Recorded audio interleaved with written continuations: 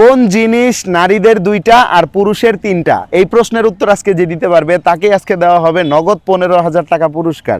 আপনি পারবেন? এটা কোনো প্রশ্ন করলেন না ভাই? পারবেন নাকি সেটা বলেন। পারবো। আচ্ছা, আর যদি উত্তর দিতে পারেন আপনাকে কিন্তু আমি 15,000 টাকা দিব, বুঝতে পেরেছেন? দর্শক, আপনারা যদি কেউ এই প্রশ্নের উত্তর দিতে পারেন, অর্থাৎ কোন জিনিস নারীদের 2টা আর পুরুষের 3টা, এই প্রশ্নের সঠিক উত্তর দিতে পারলে দ্রুত কমেন্ট বক্স উত্তর দিয়ে জানাবেন। আর উত্তর জানানোর আগে কিন্তু এই ভিডিওটা অবশ্যই শেয়ার করতে হবে।